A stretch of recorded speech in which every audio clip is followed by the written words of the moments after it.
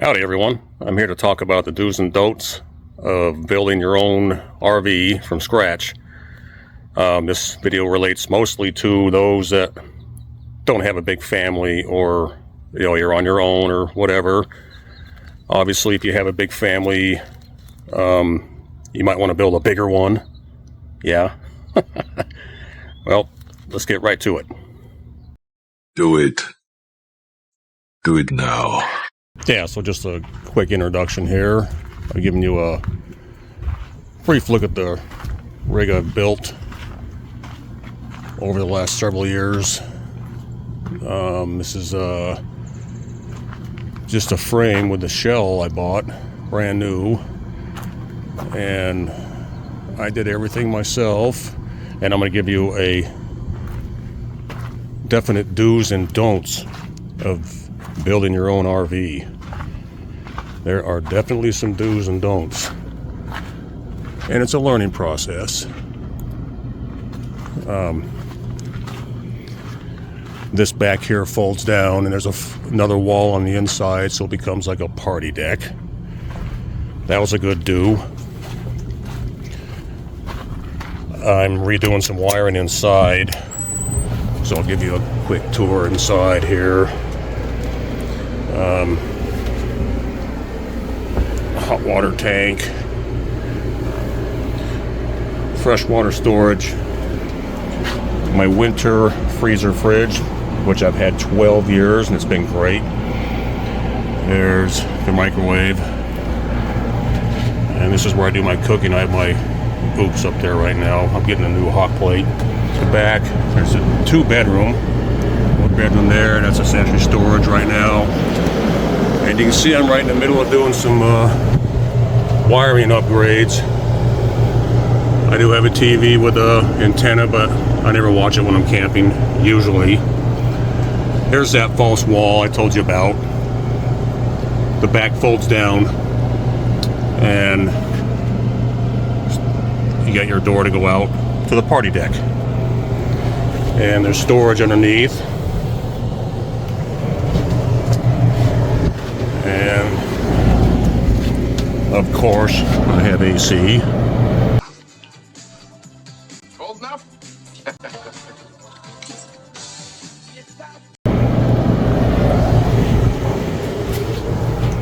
And I'll let you guys guess what that is. Just take a wild guess.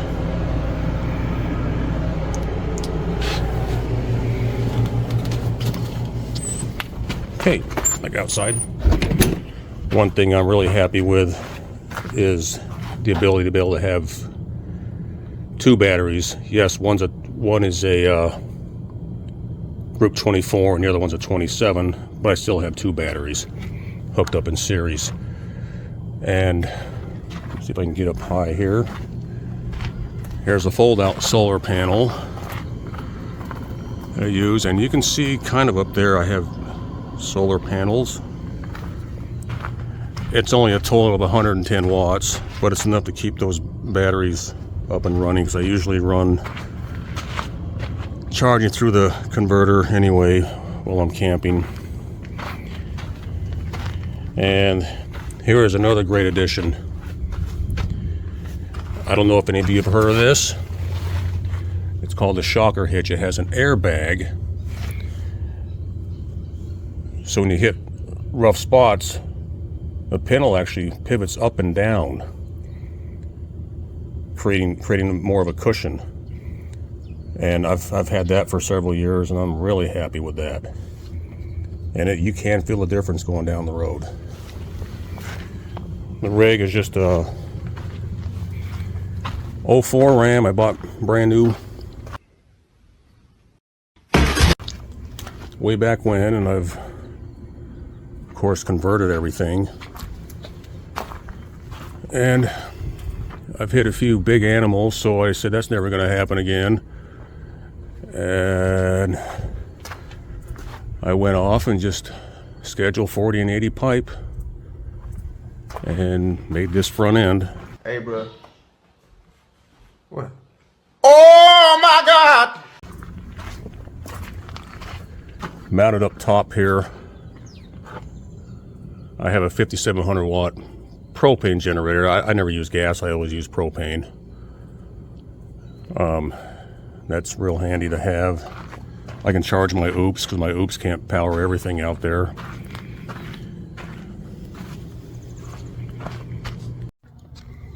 Now you may have seen on my channel, for those of you that do watch it, my channel is called Music Farm and DIY.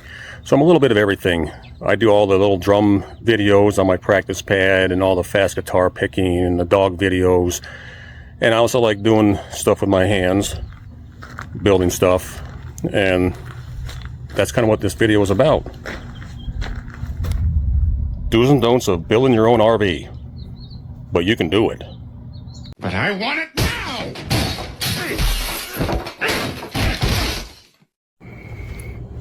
The frame on this aluminum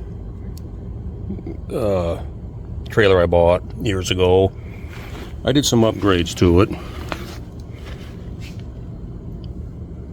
I added another beam up underneath. You can kind of see it next to the, well, the urinal piping.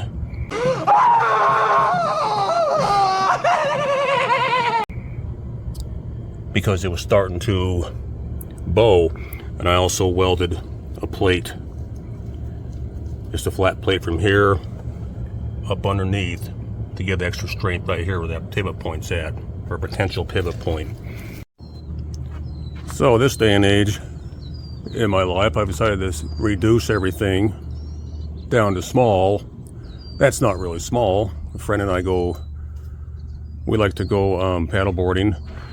I also have a big fifth wheel I keep up north, and you can see if I need to haul that fifth wheel, I'm gonna have to do some serious altering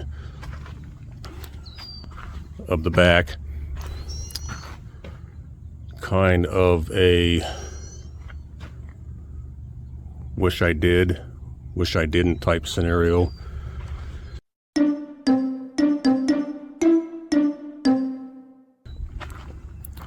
And, well, there's my tiny house, the outside of it anyway. Keep everything small,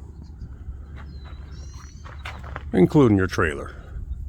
There's no reason for these big trailers, even though I have one. That don't make no sense! That don't make no sense! So talking about do's and don'ts, here I put my 3-gallon hot water heater on top of my converter, which is enclosed. Well, now I'm having some issues with my converter and I have to change it. So that's going to be a chore. That's something I didn't foresee, I didn't plan for. So maybe when you're planning your converter hot water setup, maybe go with something else other than what I did. I'm going to try to mount the converter somewhere else other than below the hot water heater. For 1, safety concerns, and 2, convenience. I have no idea what I'm doing, but I know I'm doing it really, really well. Okay, let's talk a little about tanks. This is not really a tank. It's just, well, it's for a urinal. And the tank itself is just the piping. It holds about 5 gallons total. This gray water tank is an actual tank. It's a 10-gallon tank. The do's and don'ts. If you want gray and black water, you can do it in a 6x10 trailer. This is hard! I am in a pickle! Another thing I did is I upgraded the axle underneath so I can take it to a 7,000-pound axle. So these trailer tires will swap out with the front of my truck. So like universal fit. Let's go into a little bit about paint. As you can see,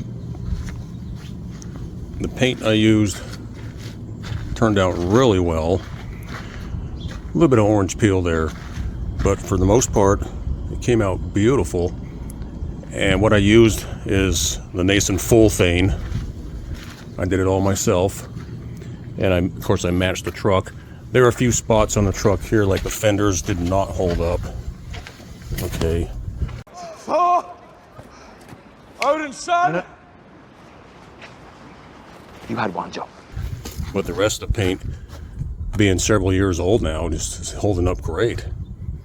And this truck used to be that color. So it's just an added bonus. You don't have to paint your rig, but I did. I wanted it to match. So I thought that went really well. I hope you all enjoyed this video, including my monotone voice. I didn't go into too much depth on building processes, but I can make some more videos coming shortly that go into more detail on certain areas of the building process. Those of you that do watch my channel, I would thank you for watching, subscribing, and I appreciate your support. Thank you very much.